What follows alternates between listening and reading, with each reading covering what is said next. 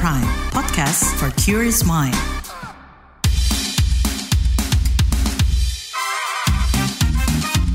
What's Trending KBR Pagi, siaran pagi radio paling update. KBR Pagi, siaran pagi radio paling update. Selamat pagi, Naomi Liandra di What's Trending. Hari ini Selasa 30 Januari 2024. Kita akan obrolin pagi ini soal viralnya skema bayar kuliah pakai pinjol. Saudara, pembayaran uang kuliah tunggal atau UKT untuk mahasiswa Institut Teknologi Bandung ITB menggunakan pinjol Dana Cita lagi jadi sorotan di media sosial.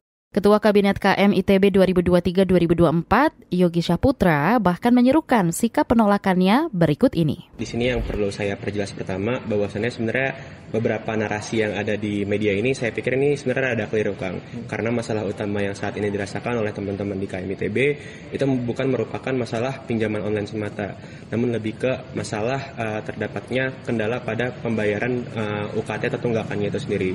Di mana berdasarkan laporan dari beberapa teman-teman mahasiswa yang didapati oleh teman-teman KM, saat ini tercatat total 120 mahasiswa yang mengalami tunggakan UKT dan terancam tidak bisa mengikuti kuliah karena kebijakan baru dari ITB memaksa mereka untuk dapat mencutikan diri ketika mereka tidak dapat membayar tunggakannya tersebut. Dan tunggakan tersebut setelah coba kami selidiki kembali, ternyata itu cukup bervarian, Kang. Ada yang kisaran dari beberapa juta, puluhan juta, dan bahkan juga ada yang sampai berjumlah ratusan juta, sehingga orang tuanya mereka itu terancam harus menjual aset ini itu dan lain sebagainya. Dan banyak juga bahwasannya orang tua yang kemudian ternyata gajinya ini tuh memang nggak menyanggupi untuk dapat membayar tunggakan UKT yang cukup banyak itu. Dan di situ kemudian ITB mencoba untuk memberikan solusi dengan salah satunya memberikan pinjaman online yang melalui Dana Cita sebagai tercantum di belakang saya ini. Yang kemudian di situ setelah coba teman-teman kami selidiki, ternyata memang Dana Cita ini benar bisa memberikan bantuan dana sebesar sesuai dengan UKT ITB 12,5 juta dengan pembayaran sejumlah 15,5 juta yang dibayarkan pada 12 bulan kemudian. Dan di sini teman-teman dari KM ITB memiliki sikap bahwasannya kami menolak segala bentuk komersialisasi akan mekanisme pembayaran UKT yang mana seharusnya itu sudah menjadi hak dasar dari tiap mahasiswa dari ITB itu sendiri. Karena kita selalu dibilang oleh senior-senior kami selalu dikatakan oleh abang kakak kami bahwasannya tidak ada sejarahnya di sini ITB tidak membolehkan mahasiswa untuk berkuliah karena masalah finansial. Baru kali ini hal ini terjadi, dan maka dari itu teman-teman dari KM ITB di sini menyatakan menolak dengan tegas. Namun gak hanya ITB, melansir laman resmi Dana Cita mencantumkan berbagai perguruan tinggi lain dan juga lembaga kursus yang jadi mitra perusahaan. Dan misi yang disampaikan perusahaan ini adalah memperluas akses pendidikan dan pelatihan bagi seluruh masyarakat Indonesia dengan menjembatani kesenjangan ekonomi untuk meraih pendidikan lanjut. Adapun penyelenggara teknologi finansial peer-to-peer P2P Lending Dana Cita besutan PT Inclusive Finance Group resmi jadi fintech P2P berizin Otoritas Jasa Keuangan OJK sejak tahun 2021. OJK dalam siaran persnya juga menyebut bahwa manfaat ekonomi atau suku bunga yang dikenakan oleh Dana Cita ini telah sesuai dengan surat edaran OJK tentang penyelenggaraan layanan pendanaan bersama berbasis teknologi informasi. OJK juga meminta Dana Cita untuk tetap memperhatikan aspek kehati-hatian dan transparansi dalam penyaluran pembiayaannya dan lebih meningkatkan edukasi kepada mahasiswa mengenai hak dan kewajiban konsumen, termasuk aspek risikonya dan seluruh aspek perlindungan konsumen lainnya. Lebih lanjut kita akan bahas soal ini setelah komen netizen plus 62 berikut.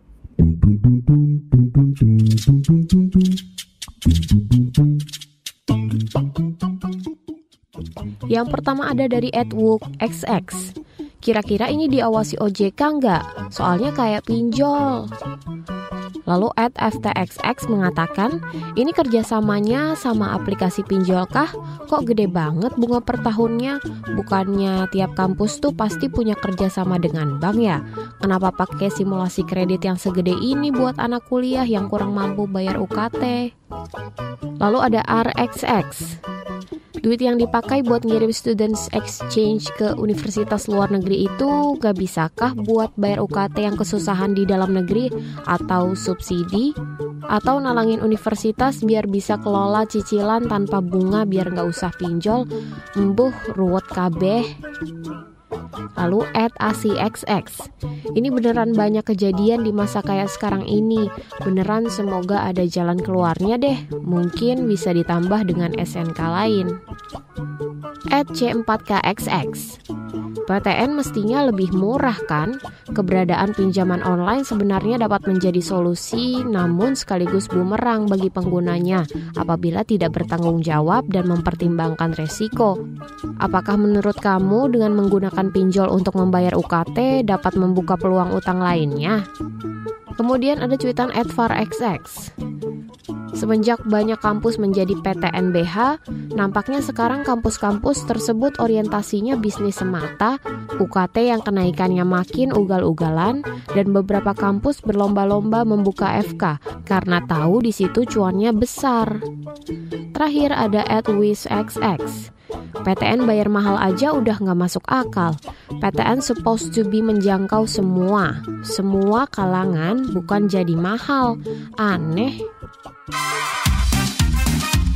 What's Trending KBR Pagi, siaran pagi radio paling update. Masih di What's Trending KBR Pagi, hari ini bareng Naomi Liandra kita masih ngobrolin soal viralnya skema bayar kuliah pakai pinjol. Wakil Ketua Komisi 10 DPR RI, Dede Yusuf, dilansir Detik News juga mengaku nggak setuju dengan sistem menggunakan aplikasi pinjaman online. Karenanya, Dede Yusuf meminta kampus-kampus perguruan tinggi negeri Badan Hukum (PTNBH) untuk segera membuat konsep student loan atau pinjaman mahasiswa dengan bunga 0% dengan menggandeng Bank Negara.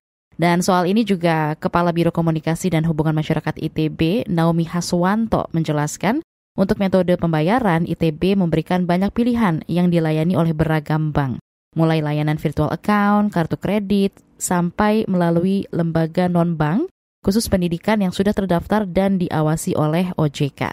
Nah, khusus bagi mahasiswa yang mengalami kendala pembayaran UKT, ITB melalui Direktorat Kemahasiswaan ITB juga menyediakan prosedur pengajuan keringanan UKT dan cicilan UKT pada setiap semester bagi mahasiswa. Sementara itu, Koordinator Nasional Jaringan Pemantau Pendidikan Indonesia JPPI, Ubaid Matraji, menilai skema cicilan pembayaran uang kuliah lewat pinjaman online merupakan bentuk privatisasi dan komersialisasi. Menurutnya kampus jadi kayak perusahaan yang mengejar keuntungan. Nah, ngomongin soal ini kita akan tanyakan lebih lanjut, bagaimana nih tanggapannya soal bayar kuliah bisa pakai pinjol? Kalau dulu masyarakat belum mampu mengimajinasikan bagaimana komersialisasi dan privatisasi pendidikan itu terjadi. Nah, ini gambaran konkret ya, bagaimana privatisasi dan komersialisasi di perguruan tinggi. Jadi perguruan tinggi bekerja sama dengan pinjol untuk kepentingan pungutan-pungutan di perguruan tinggi. Jadi ini adalah bentuk nyata komersialisasi, privatisasi dalam perguruan tinggi. Ini akibat dari pemerintah melepaskan tanggung jawabnya sebagaimana dalam Undang-Undang Dasar 45 dalam mencerdaskan kehidupan bangsa. Jadi status perguruan tinggi menjadi PTNBH itu adalah bukti nyata pemerintah melepaskan tanggung jawabnya yang mulanya PTN itu adalah menjadi tanggung jawab pemerintah, kemudian diserahkan kepada mekanisme pasar. Lah, ketika kampus PTNBH ini diberikan otonomi untuk memberikan dan menarik berapa besaran iuran dan juga diperbolehkan dalam berbisnis, maka kerjasama PTNBH dengan pinjol itu adalah sesuatu yang terjadi di mana-mana, di kampus, banyak kampus terjadi itu ya. Dampaknya jika pakai pinjol, lewat pinjol, apakah ini solusi bagi mahasiswa yang kesulitan bayar UKT? Jadi ini adalah hilir dari sistem yang sengaja dibikin oleh pemerintah gitu. Jadi hulunya adalah Undang-Undang Pendidikan Tinggi nomor 12 tahun 2012 gitu ya. Jadi menjadikan PTN itu tidak lagi menjadi tanggung jawab pemerintah, tetapi didorong untuk melakukan privatisasi dan komersialisasi gitu. Nah, kalau hari ini mahasiswa protes, masyarakat protes, itu sebenarnya sistemnya sudah dibikin di tahun 2012 gitu. Dan ini akan terus terjadi di mana-mana gitu, selama sistemnya ini belum diubah gitu. Jadi harus mendesak ya kami mendesak bahwa Undang-Undang 2012 tahun 2012 nomor 12 itu harus segera dicabut, harus segera diamandemen gitu ya. Karena ini jelas-jelas berpihak pada kepentingan pasar, berpihak pada kepentingan privat, berpihak pada kepentingan profit gitu loh. Tidak berpihak dan berkeadilan bagi rakyat Indonesia gitu. Mestinya seperti apa jalan keluar bagi mahasiswa kesulitan bayar UKT? Solusi jangka pendeknya ya tentu seluruh mahasiswa Indonesia yang mengalami kesulitan dalam membayar UKT ya harus diberikan yang namanya KIP kuliah. Ini kan sudah ada program pemerintah kan, KIP kuliah itu. Jadi KIP kuliah itu jangan jadi pencitraan ya, pidato-pidato di depan media, tetapi harus nyata. Nah, kalau ada mahasiswa yang kesusahan membayar UKT tapi tidak mendapatkan KIP, publik justru bertanya-tanya ya. Saya juga mempertanyakan KIP kuliah itu buat siapa? KIP kuliah itu ada apa enggak kan gitu. Terima kasih Koordinator Nasional Jaringan Pemantau Pendidikan Indonesia JPPI Ubaid Matraji. What's Trending KBR Pagi, siaran pagi radio paling update. Newsbeat. Malaysia sedang mempertimbangkan untuk memperpanjang masa tinggal 2 panda raksasa, Xing Xing dan Liang Liang di kebun binatang negara itu. Hal ini dinyatakan Perdana Menteri Malaysia Anwar Ibrahim. Pasangan panda raksasa Xing Xing dan Liang Liang dipinjamkan kepada pemerintah Malaysia pada 2014 selama 10 tahun untuk memperingati 40 tahun hubungan diplomatik antara Malaysia dan Tiongkok. Anwar mengatakan bahwa kehadiran kedua panda raksasa itu telah menjadi daya tarik yang diminati oleh banyak warga Malaysia. Yordania dan Jerman pada akhir pekan lalu melakukan pembahasan upaya menghentikan perang di jalur Gaza. Menteri Luar Negeri Yordania Ayman Safadi dan Menlu Jerman Annalena Baerbock membicarakan hal itu di ibu kota Amman sebagai bagian dari kunjungan resmi ke kerajaan itu. Mereka menekankan pentingnya menghormati aturan hukum internasional dan kemanusiaan dan perlunya memastikan perlindungan bagi warga sipil. Baerbock menekankan pentingnya gencatan senjata kemanusiaan sekarang untuk kemudian mencapai gencatan senjata berkelanjutan yang pada akhirnya membebaskan sandera. Tiongkok mengalami peningkatan luar biasa dalam jumlah perjalanan penumpang sejak Jumat lalu, seiring dimulainya mudik libur Imlek atau festival musim semi tahun ini. Sebanyak 189 juta perjalanan penumpang tercatat di seluruh negara itu pada Jumat atau meningkat 19,7% dari tahun lalu. Selama arus mudik, ratusan juta orang akan melakukan mudik dan berkumpul kembali bersama keluarga dan teman mereka di kampung halaman. Liburan festival musim semi tahun ini di Tiongkok akan berlangsung dari 10 hingga 17 Februari.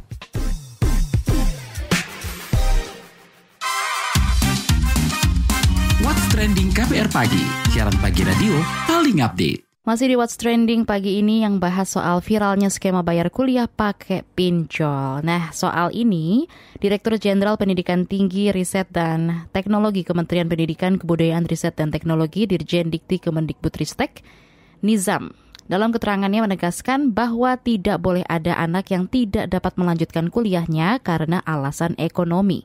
Nizam menyebut Kemendikbudristek juga telah menyediakan dukungan dalam bentuk Kartu Indonesia Pintar atau KIP kuliah yang jumlah dan sasarannya bertambah setiap tahun. Meski dukungan melalui KIP kuliah tentu tidak dapat mencukupi semua hal. Dia pun juga mengingatkan bahwa misi PTN adalah untuk menyediakan pendidikan tinggi yang berkualitas dan inklusif. Pihaknya juga meminta supaya kampus mencari solusi skema pendanaan yang baik, aman, dan tidak menambah masalah ekonomi mahasiswa, serta untuk melindungi mahasiswa dari jeratan hutang. Menurutnya, bantuan kampus juga bisa berupa gotong royong semua pihak, alumni program Corporate Social Responsibility atau CSR dari mitra dunia usaha dan dunia industri, juga dukungan dunia perbankan dan lembaga keuangan dengan skema yang baik dan tidak memberatkan. Lantas, apakah skema pembayaran lewat fintech ini cukup terjangkau dan tidak memberatkan mahasiswa? Kita akan obrolin yuk bareng dengan Direktur Ekonomi Digital Center of Economic and Law Studies Selios, Nailul Huda. Seperti apa nih risiko praktik penggunaan pinjol untuk pembiayaan mahasiswa kuliah? Yang pertama, kita harus mensadari dulu nih bahwa ya pembiayaan kita tuh masih cukup tinggi gitu kan. Kita memang orang-orang masyarakat yang membutuhkan pembiayaan, baik itu kredit perbankan ataupun dari pembiayaan lainnya, itu masih cukup tinggi. Nah, kemudian dengan permintaan yang cukup tinggi tapi tidak dapat dipenuhi oleh lembaga pembiayaan perbankan. Karena akhirnya ini masyarakat mencari sumber pembiayaan alternatif nih, ya kan. Nah, salah satunya adalah pinjaman online gitu. Nah, ini yang harus kita sadari bersama. Peminjam untuk usia 19 tahun sampai 34 tahun itu cukup tinggi untuk peminjaman di pinjaman online. Terus kemudian juga tingkat gagal bayarnya juga cukup tinggi gitu. Nah, ini yang mengkhawatirkan saya kalau misalkan ini diterapkan dan kondisi dari pemuda mahasiswa ini tidak mempunyai pendapatan yang tetap, mereka masih bergantung kepada orang tua. Nah, pun ketika mereka ingin tetap meminjam di pinjaman online, memang yang harus bertanggung jawab penuh adalah orang tua mereka, gitu kan, di mana orang tua mereka yang relatif sebenarnya kesempatan untuk memperoleh pendapatan itu ada gitu. Tapi yang untuk mahasiswa dan sebagainya itu sangat kecil sekali mereka mempunyai pendapatan yang tetap untuk bisa membiayai UKT-nya gitu. Nah, risikonya untuk untuk tingkat gagal bayarnya cukup tinggi. Kalau kita melihat tren dari tahun 2022 sampai sekarang ini, tren untuk peminjam usia muda termasuk 12-19 tahun dan 19 tahun sampai 34 tahun itu cukup besar untuk gagal bayar kreditnya gitu, atau gagal bayar di pinjaman online itu cukup besar gitu. Nah, makanya ini yang bisa merugikan pertama tentu perusahaan fintech itu lendingnya ketika tingkat keberhasilan 90 harinya menurun. Terus kemudian ini akan merugikan lender yang dia menitipkan uangnya atau menginvestasikan uang di fintech itu lending itu akan khawatir investasinya akan gagal kembali. Nah, yang ketiga untuk mahasiswa itu sendiri gitu kan, ketika mereka gagal bayar terus kemudian juga masih tetap ditagih terus dengan berbunga yang berlipat-lipat ke depannya gitu. Nah, ini yang menurut saya harus bisa diantisipasi apabila memang ada fintech itu lending yang ingin terjun ke sudut begitu. Sah nggak sih catatan praktik ini, ada yang perlu diwaspadai nggak? Yang pertama adalah tentu tadi apa sahnya atau tidaknya ketika pinjol itu legal, kemudian juga borrowernya itu adalah orang sudah mempunyai KTP, itu bisa dikatakan sah enggak.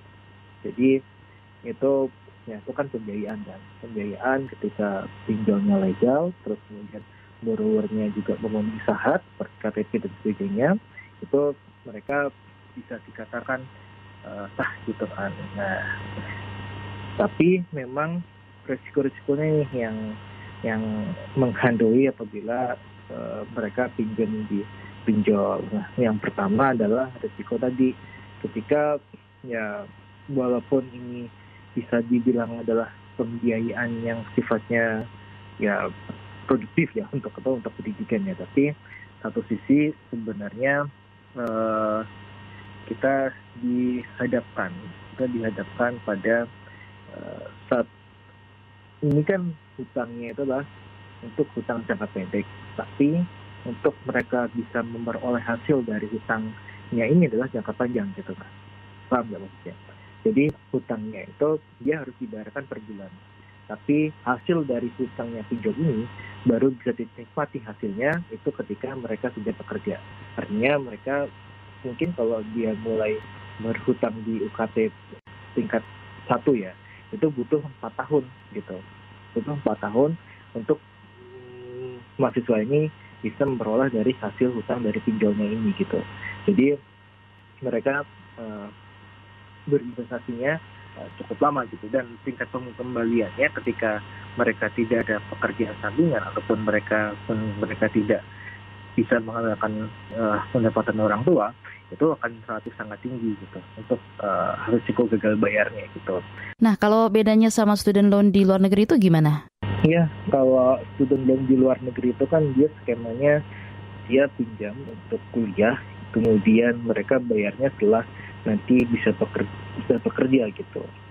Nah, ini yang mungkin berbeda dengan apa yang ditawarkan oleh pinjaman online di Indonesia untuk membiayai UKT itu. Nah, mereka pembayarannya bukan menunggu setelah mahasiswa lulus, tapi saat masih kuliah aktif gitu kan. Jadi setelah pinjam mereka harus langsung membayar iuran ataupun hutang per bulannya gitu kan. Tidak dengan student loan di luar, ketika mereka sudah lulus mereka baru bisa menyicil untuk hutang semasa mereka kuliah gitu. Nah, jadi memang perbedaannya di situ. Lantas bagaimana nih biar mahasiswa tetap bisa kuliah dengan aman dan nggak kena resiko atau dampak merugikan terkait ini?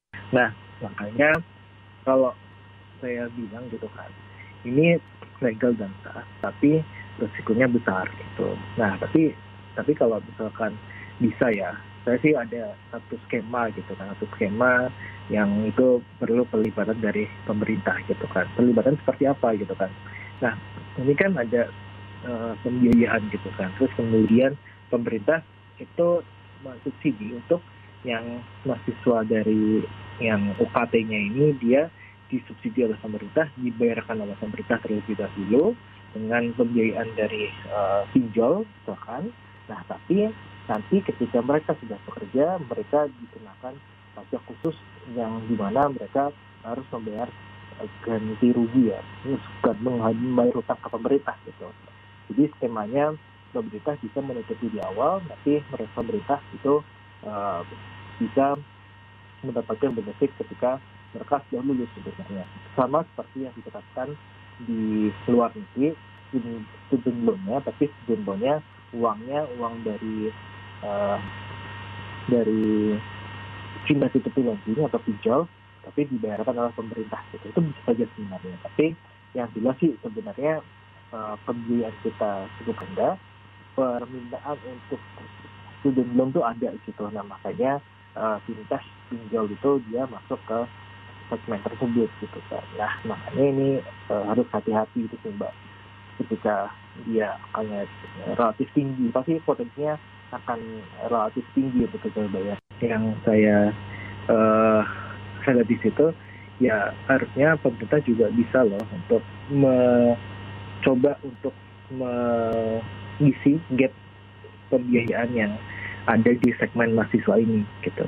Entah pakai student loan secara langsung, pemerintah langsung ke kampusnya, atau bisa melalui pembiayaan melalui fintech lending yang itu juga ada intervensi dari pemerintah di situ. Sebenarnya itu bisa saja dilakukan. Oke, terima kasih. Itu dia tadi Direktur Ekonomi Digital Center of Economic and Law Studies Selyos Nailul Huda. What's Trending KBR Pagi, siaran pagi radio paling update.